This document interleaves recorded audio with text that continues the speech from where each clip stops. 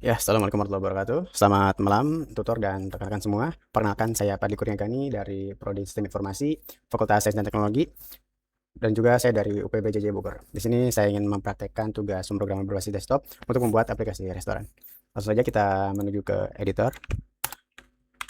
Di sini pertama saya sudah siapkan sebuah package ya, bernama com.restoapp, yang mana biar nanti kita saat pengerjaan rapi. Terus di package-nya restoapp ini saya sudah siapkan dua file Java, yaitu bernama main.java dan juga menu.java, yang mana keduanya nanti fungsinya akan berkesinambungan. Mungkin untuk step pertama ya, karena saya sudah buat untuk package dan alurnya, kita buatkan dulu untuk di kelas menu.java ini. Kita seperti biasa panggil dulu package-nya, lalu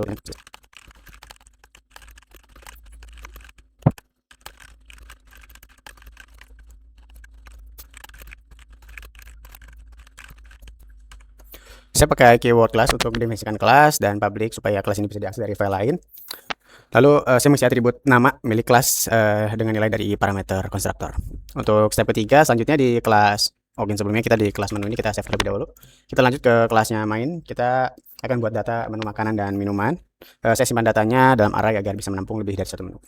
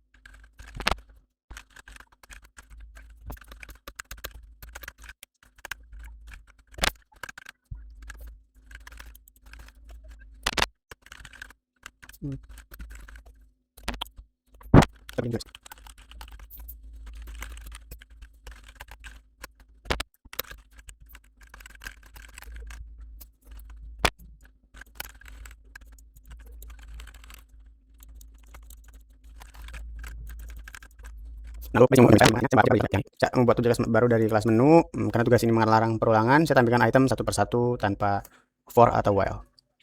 Selanjutnya kita akan ada typo guys. Kita akan coba save dan running. Nah, sudah tampil seperti ini untuk menunya. Kita akan lanjut ke step keempat, step kelima, mungkin step keempat lah. Sampai tahap ini saya sudah memenuhi untuk poin pertama, data menu disimpan dalam array, setiap item punya nama, harga, dan kategori, dan ditampilkan ke layar tanpa perulangan. Berikutnya saya lanjut ke poin 2 untuk fitur pemesanan. Nah, untuk di tahap kedua ini saya refaktor array makanan dan minuman, saya pindahkan keluar main. Jadi file static, jadi diubah supaya bisa dipakai oleh beberapa metode, kayak metode tampilkan menu, cari menu by nama, dan input by order yang nanti kita akan buat. Untuk pertama kita letakkan dulu di atas public void main string ya, di sini. Kita akan buat baru masih di dalam public class main ini, tapi di luar public static void main ini. Berarti kita bikin di sini. Jadi masih di dalam kelasnya main tapi di luar menu. Selanjutnya kita pergi ke tahap kedua. Tahap kedua untuk pemesanan. Tahap kedua ini saya ada refaktor array makanan dan minuman ya, merubah menjadi static seperti ini, sudah saya ubah. Nah, yang mana sebelumnya kan disimpan di dalam main ya. Sekarang saya pindahkan ke luar main tapi masih di dalam kelasnya main. Jadi di luar static void main aja. Nah, setelah diproses ya, setelah berubah jadi static, kita akan lanjut untuk fitur pemesanannya untuk bisa input dari keyboard, pencarian menu berdasarkan nama, dan input maksimal 4 pesanan tanpa perulangan. Pertama kita bakal import scanner ya, seperti ini mungkin. Import Java Adel Scanner, terus yang mana untuk membaca input dari keyboard ya nanti. Selanjutnya saya akan pindahkan array ya jadi field static, dan juga di luar main untuk yang ini, untuk daftar menu restoran kita. Jadi kita pindahkan keluar sini guys. Nah, sebelum itu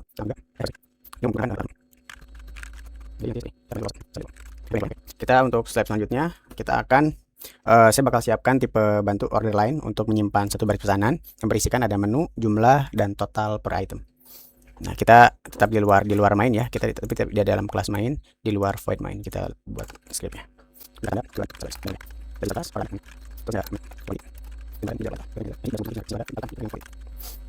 Nah, untuk mencari menu, saya bakal pakai cari menu by nama. Nah, di sini saya bakal pakai if else buat ngecek 8 item dan switch untuk sinonim seperti teh, jeruk, kopi, dan juga air. Nah, kita masih di luar main ya di sini. Cari menu if else terus switch.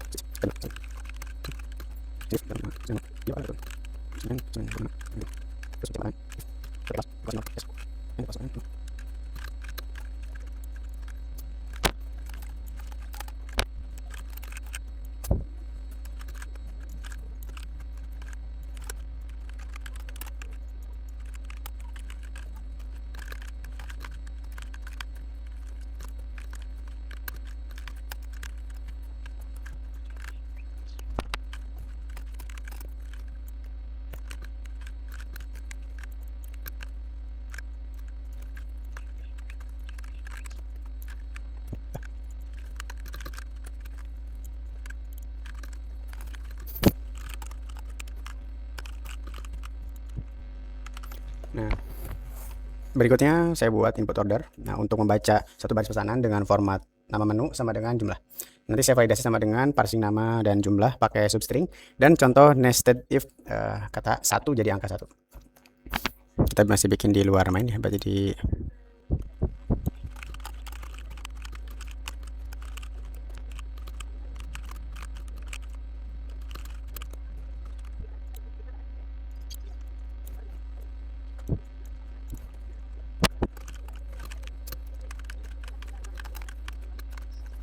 Oke, bagus.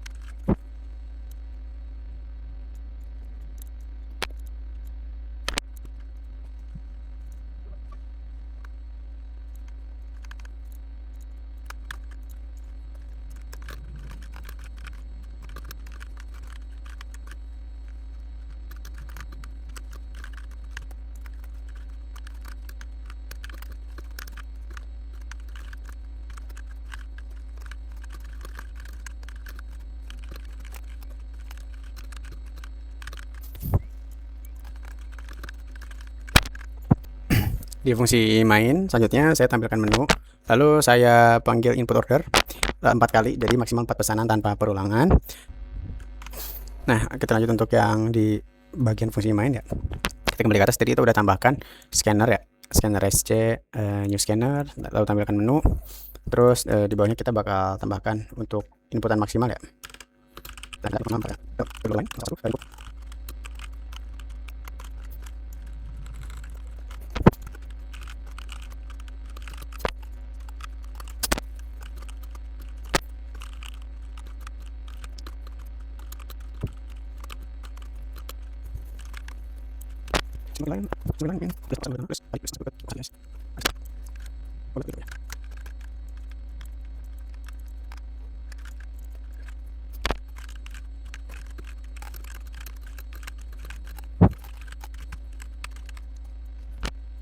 Oke, selanjutnya kita ke step yang terakhir. Kita akan hitung poin 3 dan 4 di soal tugas 1.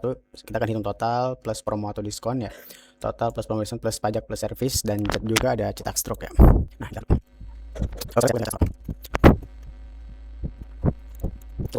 ini.